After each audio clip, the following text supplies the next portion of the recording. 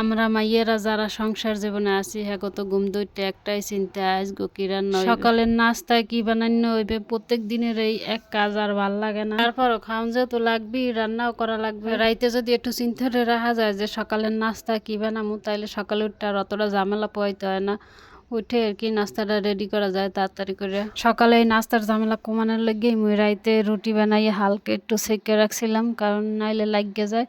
আর ভাজি করার লেগে আলু কুচাই রাখছিলাম, পেঁয়াজ টিয়াজ সবই কাইটে রেডি করে রাখছিলাম, যাতে সকালে উঠতে তাড়াতাড়ি করে নাস্তাটা রেডি করা যায়, ঝামেলা কম হয়।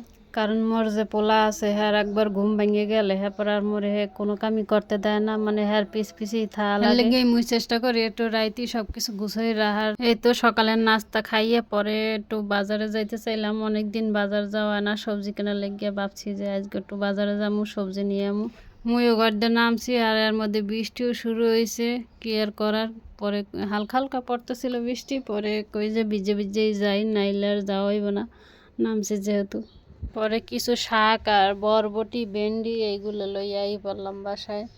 হ্যার মধ্যে মোর পোলারও ঘুম ভেঙে গেছে, হ্যারে উড়ে টুড়ে নাস্তা করাইলাম, আবার মাইয়াও স্কুল দেয় পড়ছে, হ্যারাও নাস্তা দিলাম খাইতে। হ্যাগো খাওয়াইলো আইয়া, এরপর আবার দুপুরে রান্না শুরু করলাম। দুপুরে কি রান্নু হই আবার আজকে দুপুরে রান্না হয়েছে পাবদা মাছ দিয়ে বেগুন আলু আর ডাইল, আর হয়েছে পুঁই শাক আনছিলাম, ওইগুলো একটু চিংড়ি মাছ দিয়ে হালকা ঝোল রান্না করবো। মোর ভিডিওটা আপনাকে ধরে কেমন লাগে, ভালো মন্দ একটু কমেন্ট করে জানাইয়েন। আপনাকে কমেন্ট পড়তে আর কমেন্টের রিপ্লাই দিতে মোর খুবই ভাল লাগে। ভিডিওটা ভাল লাগলে আশা করি ফলো দিয়ে পাশে থাকবেন। এই তো মাছগুলো ভাজতে দিয়ে বেগুনটাও কাটতে লইতে আছি। দুগ্গো বেগুন আনলে এই দুগ্গই হয়ে যাইব। ভাবছি লাগে একটু আলু দেমু, তো বেগুন দুইটা কাটতে লইছি।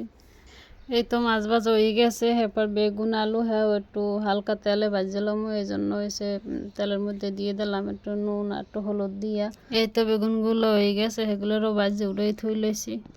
এর মধ্যে আবার মোর পোলায় ইয়ে টানাটানি শুরু হয়ে দিয়েছে, হে মোরে রাঁধতে দিবি না, খুব ঝামেলা করতে আছে, মানে হ্যার লগে লগে থাকা লাগবো, হ্যাঁ কি কয় হে দেখা লাগবো, হ্যার খেলা লাগবে। হ্যাঁ আবার কেউ লগেই থাকতে চায় না, হ্যার মোরেই লাগবে, মোরে ছাড়া হ্যার কাম হইবে না, হ্যার বোনের লগেও থাকে না, মানে কারো লগেই হে যায় না।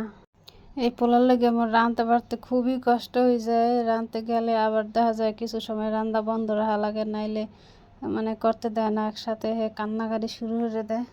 অন্য চুলায় আবার একটা ডিম সেদ্ধ করে আবার হ্যারে খাইতে দিয়ে এলাম, দিয়ে এই রান্নাটা শেষ করি।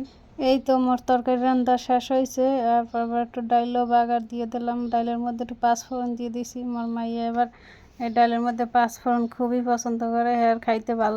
ডাইল খেলে মাইয়া লেগেই রান্ধি, হ্যার ডাইল ছাড়া খাওয়াই চলে না।